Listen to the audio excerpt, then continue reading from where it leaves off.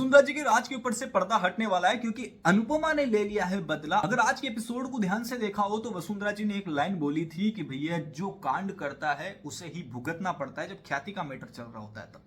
वसुंधरा की ये बात सुनकर अनुपमा भी एक लाइन बोलती है कि राज सबके होते हैं, कोई दूध का धुला हुआ नहीं होता, जिसका राज निकलेगा ना उसको तब पता चलेगा। इसका मतलब साफ है कि मेकर्स लोगों की अगली प्लानिंग कोई और नहीं बल्कि राघव और यहाँ पर वसुंधरा कोठारी के राज के ऊपर से पर्दा हटाना है। केस रीओपन हो चुका है, नोटिस आता है वसुंधरा के पास, नोटिस आता है तो यहाँ पर वसुंधरा की हालत खराब हो जाती है कि जिस बंदे को जेल की सलाखों के अंदर डाला था, जो बंदा जेल के अंदर रहकर आया, झूठे मर्डर केस के अंदर जिसको फंसाया, वो भैया यहाँ पर आगे आने वाली कहानी के अंदर बड़ा खेल खेलते नजर आने वाला है। उसने केस रीओपन कर दिया है, यानी कि भैया वो अभी तक सिचुएशन और कांड को भूला नहीं है।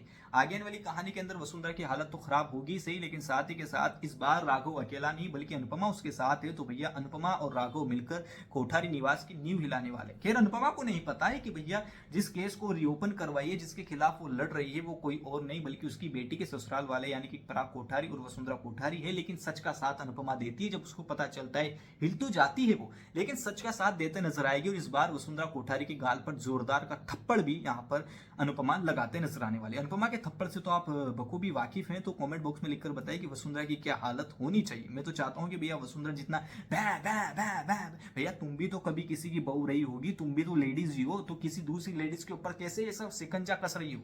ये चीजें आगे वाली कहानी में दिखाई जाने वाली। वसुंधरा की हालत तो वैसे खराब होने वाली, यकीन मानिए। तो आगे वाली कहानी से बना रही, इंटरेस्टिंग कहानी होती जा रही, मजा आ रहा है आप कहानी की अपडेट देने में, देखने में भी। तो चैनल से बना रही वीडियो को लाइक कीजिए, चैनल को सब्सक्राइब कीजिए।